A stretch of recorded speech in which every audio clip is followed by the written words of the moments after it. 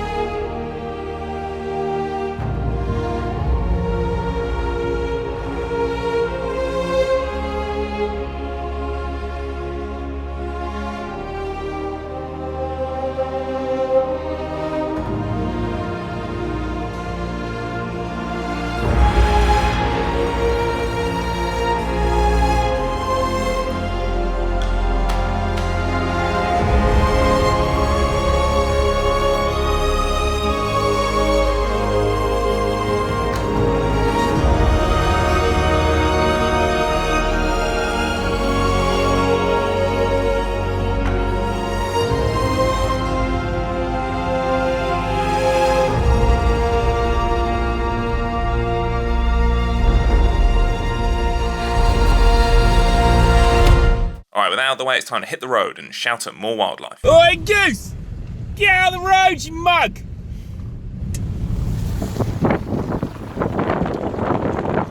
Oi! Oi, what you doing?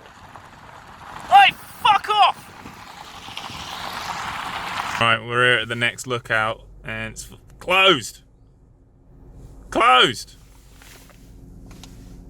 Closed, Lil! Closed. Let's go home. Maybe we'll play a board game or something. Alright. Before we go to the penguins. So we went home, played a board game or something before going to the penguins. And we paid for a VIP tour, so they lead you into this shady back room, they show you a bunch of dead birds and penguins, and you get to enjoy some soft cheeses and fine teas. Afterwards we went down to the beach and watched all the penguins waddle up from the sea, and I made a pledge to always put wildlife first and shop with reusable bags.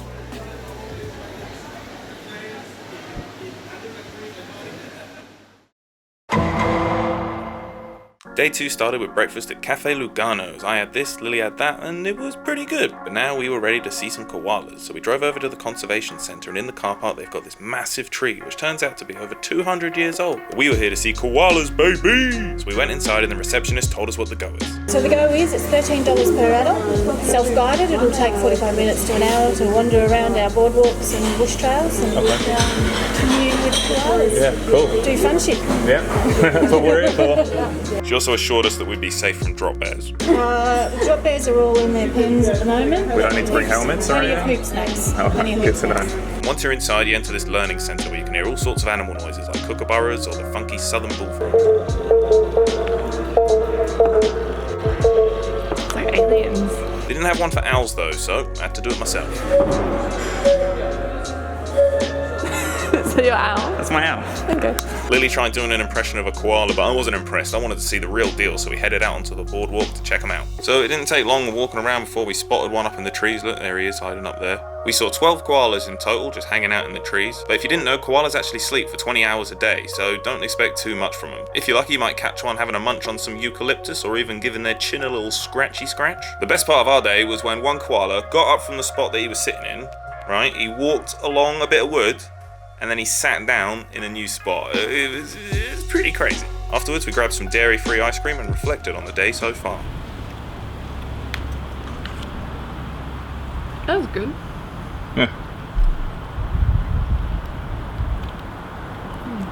Barely able to contain our excitement, we decided to drive to the next location, Churchill Island, which is an island off this island. Islandception. There's little walkways around the place, and it's nice. Isn't it nice, Lily? It's so nice. What's this, some geese? Watch out, Lily, some wild geese. Here, let's shout at them. What are you doing, geese? What are you doing? Why are you hanging out? Go get a job. You're just like your fathers. Can't use that joke twice, Ben. I can. No, you shouldn't. It's a different animal, so it's not the same joke. Look, some more geese. Oi! Stop yelling. Oi, geese! What are you doing? What are you doing? I'm trying to drive here. God, it's an awful voice. Can you stop? Geese, what the fuck are you doing? Can you get out of the fucking road? These fucking geese! Can you stop? What? You want me to stop doing what, Lily? Tell the geese to stop! No, geese, no! Sit! Stay! Did you just poo? You fucking geese! Stop yelling at the geese! They will mess you up. Lily's afraid of geese, by the way, in case that wasn't clear. Look at them! They're coming for me! No, stay.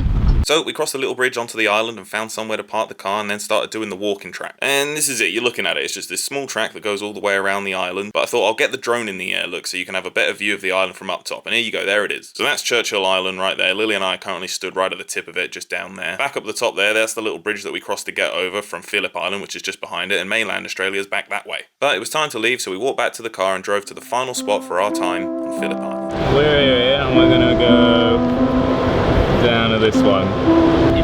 Ready? Sounds good. Shoes off? Yeah. Alright, to the beach, let's go.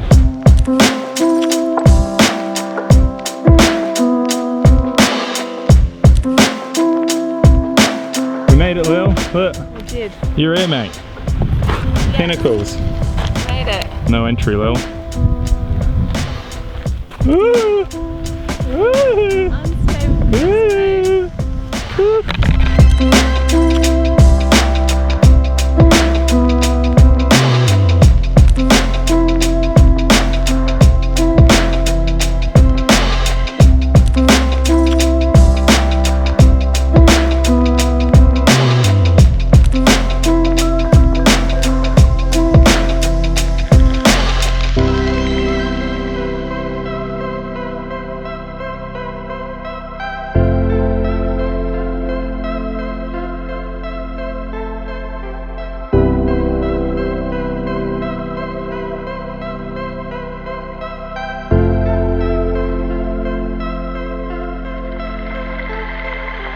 What did we do today?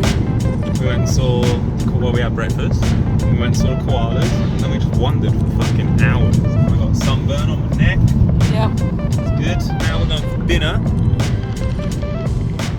That's it, end of Phillip Island. What do you make of this, huh? Unexpected fireworks. Yeah, so we just came here for dinner. Got me mussels, got me garlic bread, got me beer. And then it turns out to be the best spot in town for the fireworks.